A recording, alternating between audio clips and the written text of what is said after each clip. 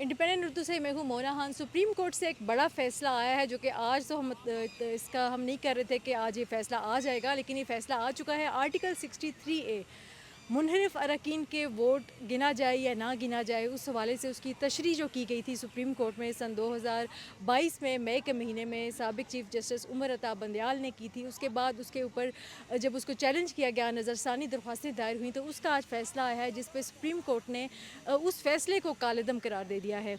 नासिर इकबाल साहब हमारे साथ मौजूद हैं। नासिर जी। साहब, इस केस में काफ़ी जो है ना उतार चढ़ाव भी आए, जजिस की चपकलिश भी आई और उसके बाद आज अनएक्सपेक्टेडली फ़ैसला भी आ गया है। तो अब आप क्या कहेंगे कि कुछ चीफ जस्टिस तो रिमार्क्स दे चुके थे समाअत के दौरान ही कि दुनिया में किसी भी जगह ऐसे नहीं होता कि अगर कोई वोट डाला गया है तो वो ना गिना जाए। आपको याद होगा कि जब हियरिंग हो रही थी पिछली 2-3 दिनों पहले की जो हियरिंग थी उसमें चीफ जस्टिस साहब ने ये कहा था कौंसिल्स डिफरेंट कौंसिल से कि आप हमें हमारी मुशावरत करें कि क्या पूरी दुनिया में दूसरी दुनिया में जैसे अमेरिका में यूके में कनाडा ऑस्ट्रेलिया या इंडिया में इस तरह का होता है फ्लोर क्रॉसिंग मतलब अगर फ्लोर क्रॉसिंग का इशू हो या कोई मेंबर डिफेक्ट कर जाए तो क्या उनका वोट काउंट होता है या नहीं होता। तो उनको आज बताया गया कि वोट काउंट होता है। तो वैसे भी ये एक आपको याद होगा कि जब ये जजमेंट आई थी तो ये शोर मच गया था कि ये आइन को मिस इंटरप्रेट किया गया, बल्कि री राइटिंग ऑफ द कॉन्स्टिट्यूशन है, यानी कि आइन दोबारा से लिखा गया है जो कि जजेस का काम नहीं है। ये काम सिर्फ पार्लियामेंट का है। पार्लियामेंट आइन देती है, सुप्रीम कोर्ट से उसको इंटरप्रेट करती है। तो इस पर बहुत शोर शराबा हुआ था। तो अब तो यही अब यूँ समझें कि आज सुप्रीम कोर्ट ने 5 मेंबर बेंच ने यूनानिमसली उसी जो ओरिजिनल कॉन्स्टिट्यूशन का जो मतन था उसको बहाल कर दिया। अब यह है कि जो मेंबर्स हैं उनका अगर वो मतलब ज़मीर की आवाज़ की बात है कि वो अपनी ज़मीर के मुताबिक अपने फैसले करेंगे और उनका वोट काउंट वो मतलब उनका वोट अब काउंट होगा। देखें, जो ये डिफेक्शन 63A लागू कब होता है? लागू सिर्फ 4 मामलात में होता है।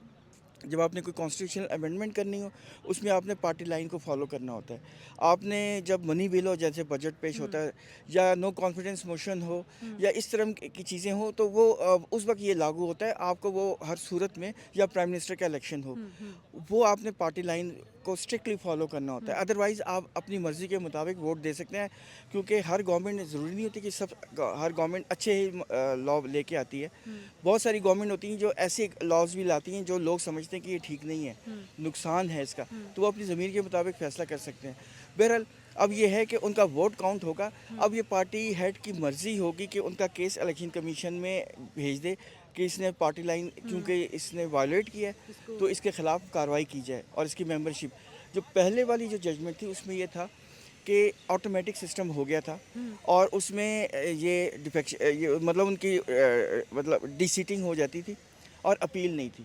लेकिन अब ये पूरा प्रोसेस है। अब इलेक्शन कमीशन वो डिनोटिफाई करेगा, उसके खिलाफ वो अपील कर सकेंगे, वो सारा एक प्रोसेस बहाल हो गया। लेकिन अली ज़फ़र ने तो इस चीज़ को जस्टिफाई करने की कोशिश की है कि जैसे आइन में लिखा हुआ है कि सियासी जमातें बनेंगी, लेकिन आगे इलेक्शन लड़ेंगी या नहीं लड़ेंगी ये फिर आगे फर्दर वो है तशरीह है। तो उन्होंने कहा तो ये इसको हम तशरीह कहेंगे, कानून साजी तो डेफिनेटली पार्लियामेंट का इख्तियार है। हाँ, अली ज़फ़र साहब ने एक और बात भी की थी कि ये अप्रीहेंशन है कि ये जो आपकी जजमेंट है ये इस्तेमाल होगी आइंदा दिनों में और जो कॉन्स्टिट्यूशनल पैकेज आ रहा है उसके लिए ये इस्तेमाल होगी। तो फिर चीफ जस्टिस ने कहा था कि इसको इस तरह ना कहें।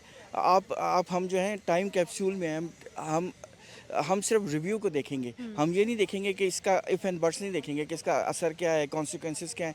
फिर जस्टिस जो अफगान है, नईम अख्तर नहीं मतलब अफगान सॉरी नईम अख्तर अफगान साहब ने उन्होंने बाकायदा एक पूरी क्रोनोलॉजी दी। नो कॉन्फिडेंस मोशन जब इमरान खान साहब के ख़िलाफ़ टेबल हुई थी और फिर उन्होंने ये बताया कि आप मुझे ये बताएं कि क्या उस वक्त की हुकूमत में, चूँकि वो उस वक्त निक ऑफ द टाइम यानी उनके पास वक्त नहीं था कि कोई लॉ पास कर सकते, तो क्या उन्होंने सुप्रीम कोर्ट को इस्तेमाल नहीं किया था, उनके सुप्रीम कोर्ट के कंधे इस्तेमाल नहीं किए थे। तो फिर उन्होंने कहा ये ना करें, आपका काम आप करें, हमारा काम हमें करने दें। हम यहाँ जजेज़ हैं, हम अपने फैसले करते हैं लॉ एंड कॉन्स्टिट्यूशन के मुताबिक, आइन के मुताबिक जो हमें समझ में आती है। हमारे फैसले गलत भी हो सकते हैं, सही भी हो सकते हैं, लेकिन करना हमने वो है जो हमें समझ आ रही है। तो तो अभी आप इसके रिperकशंस क्या देख रहे हैं कि अब रिपरकशंस अभी मैं नाम नहीं लूँगा सीनियर वकील हैं, वो बड़े हंसे। मैंने उनसे पूछा अब क्या होगा, उन्होंने कहा कि अगले हफ्ते नेशनल असम्बली कॉल होगी और कॉन्स्टिट्यूशन अमेंडमेंट आ जाएगी और पास हो जाएगी तो वो जो उन्होंने गुज़िश्ता फ़ैसले में जो ये लिखा गया था कि ये जो है हॉर्स ट्रेडिंग जो है वो कैंसर है, तो उस पे तो चीफ़ जस्टिस ने भी कहा है कि इस तरह के वर्ड्स का इस्तेमाल वो ये मुनासिब कह रहे नहीं हैं है। कि देखिए हमारे पास कोई मीटर नहीं है, हमारे पास कोई गेज नहीं है, हमारे पास कोई आला नहीं है कि हम डिटरमिन करें कि ये बंदा जो है इसने ज़मीर के मुताबिक फैसला नहीं किया, बिल्कुल। या ये कहते हैं ये सारी चीज़ें मोरालिटी पे हैं बेस्ड है, मोरालिटी को हम जज नहीं कर तो सकते। जजेस डिसाइड नहीं कर सकते कि किसका ज़मीर क्या कह हाँ, रहा है, क्या वो नहीं कह कहते हैं रहा। ये काम हमारा नहीं है। वो कहते हैं कि मैं या मेरे ज़हन में या जो चीज़ चल रही है वो आप नहीं बता सकते। मुझे ज़्यादा पता है मैं क्या सोच रहा हूँ और मैं क्यों सोच रहा हूँ। क्यों का जवाब आपके पास नहीं, वो मेरे पास है। तो ये बेसिकली उन्होंने कहा था कि ये जो है ये फ्लॉड बात है कि ऐसा हो जाएगा और वैसा हो जाएगा। तो इसका मतलब है कि अगर तज्ज़िया अगर इसका किया जाए, थोड़ा सा ऑपरेशन किया जाए, तो फिर जो आइनी तरमीम जो कि मुतवक्के है कि आइंदा हफ्ते आ जाएगी या 25 अक्टूबर से जो पहले जो लाना चाहते हैं, तो अब उसके लिए शायद इस फ़ैसले के बाद रास्ता हमवार हो गया। देखिए कल ना इत्तेफाक से कल हमारी मुलाकात थी हमारे चंद दोस्तों की बिलावल भुट्टो साहब से ना, जी, जी। तो यही बातें चल रही थी।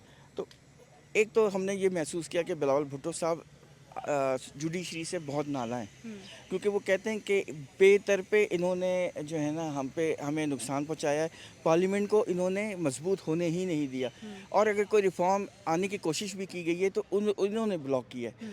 तो उन्होंने कहा कि फिर जो सितंबर 14 को जो क्लैरिफिकेशन ऑर्डर आया जो जस्टिस मंसूर अली शाह साहब का था रिजर्व सीट्स में, क्या उन्होंने कहा ये एक इंडिकेटर है, हम चांस नहीं ले सकते, हमें 25 से पहले हर सूरत में इसको पास कराना है, क्योंकि हमें मालूम है कि अगर हमने 25 अक्टूबर गुजार दी तो फिर ये लॉ पास नहीं हो सकेगा, इसलिए कि हमें मुश्किलात पेश आएंगी वही जो मैं 18वीं और 19वीं अमेंडमेंट में आई थी। बिल्कुल।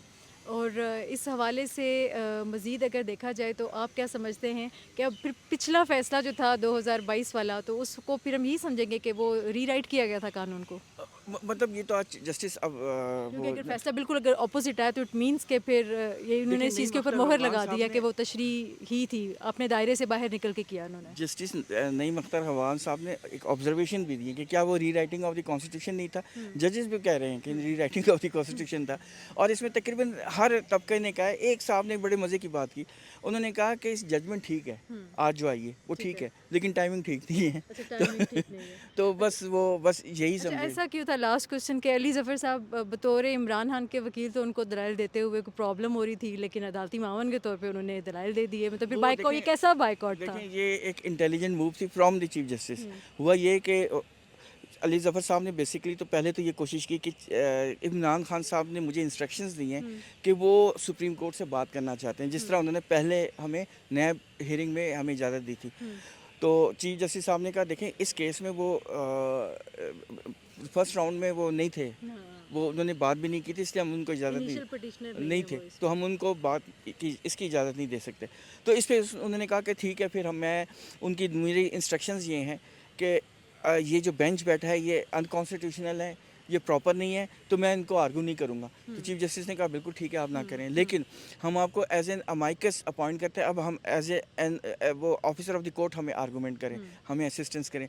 अब प्रॉब्लम ये थी कि अगर अली ज़फ़र साहब चले जाते ना तो ये वन साइडेड हो जाता और इस पे कंट्रोवर्सी होती, कंट्रोवर्शियल बन जाता। तो चीफ साहब ने ये इंटेलिजेंट मूव करके उन्हें कहा कि अब हम आपको अमाइकस अभी अपॉइंट करें, अब आप आर्गू करें।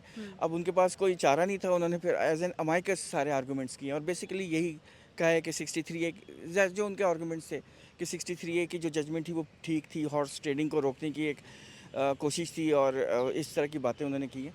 तो बहरहाल ये एक आर्गूमेंट इंटेलिजेंट मूव थी। बहुत शुक्रिया नासिर साहब। बिल्कुल, अब इस फ़ैसले के जो रिpercussions हैं मज़ीद वो आने वाले दिनों में वाज़िया होंगे कि जो आइनी तरमीम होने जा रही हैं, अब उसमें जब वोटों की गिनती होगी तो उसमें जो अरकान हैं वो अपनी पार्टी के ख़िलाफ़ भी वोट दे सकते हैं, तो उनके ख़िलाफ़ फिर उस तरह से कार्रवाई नहीं होगी जो कि आर्टिकल 63A का जो गुज़िश्ता फ़ैसला था उसके मुताबिक होना था।